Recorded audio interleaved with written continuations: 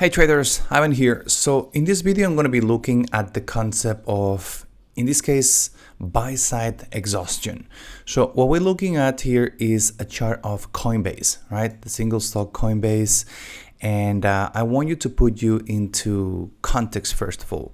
Notice that on the daily time frame, Coinbase was coming into contact with a huge level of resistance. Notice how many times this had been tested in the past. So let's just grab the lipstick here. So we had one test right there.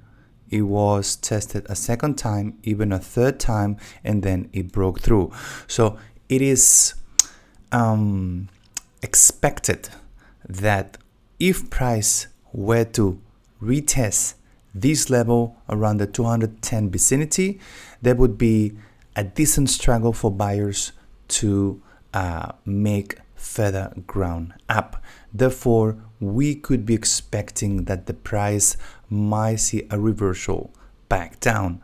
So once you've identified an important level of, in this case, resistance, you want to be drilling into lower time frames. Now, in my OFA Pro course, we have a whole set of rules, the specifications, the conditions that are going to help us to drill down into these very specific time frames to then look for the trigger.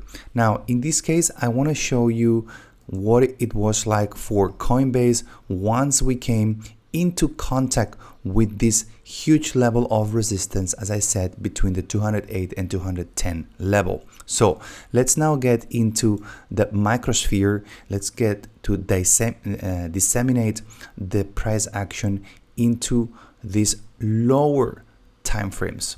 Okay, now what do you notice here?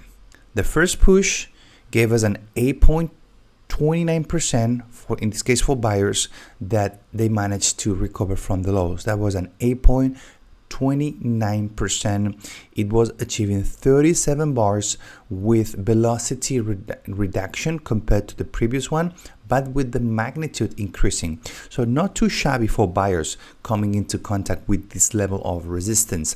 Now, this was counter responded by sellers breaking lower and finding a leg that netted 4.66%, but notice that sellers in this case were not yet making that much ground in terms of neither velocity nor magnitude. It took them 25 bars. Now, this is where it gets interesting and where I really want to capture this definition or this logic of, in this case, buy-side exhaustion. So notice that the next push, we have velocity by the buyers increasing, but the magnitude, it's actually decreasing from 8.29% down to 7.33%.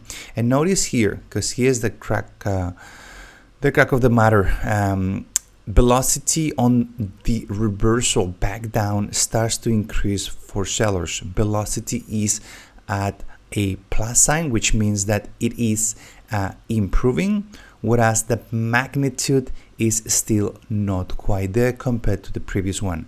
We get a 3.55%. Now, this is the absolute key inflection point.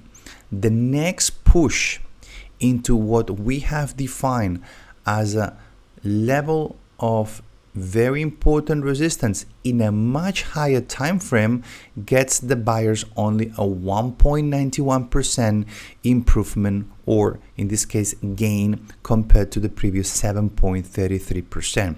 What you notice here is that if we were to get the calculator, we would be getting a discrepancy of 7.33 minus 1.91. That is a decrease of 5.42% in buy-side pressure. Now, once that occurs, the OFA script, as part of the OFA Pro course, plus all its bonuses, plus my service guarantee, if you don't show successful results over a specific period of time that I define in the course, we get you set up with the right patterns, the right triggers, so that whenever you spot this type of, in this case, buy-side exhaustion, it will get you into this trade, okay?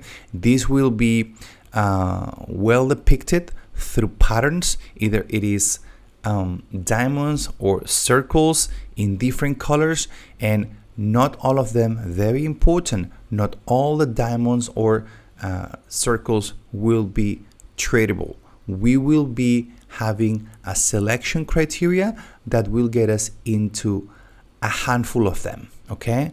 That's all explained as part of the course.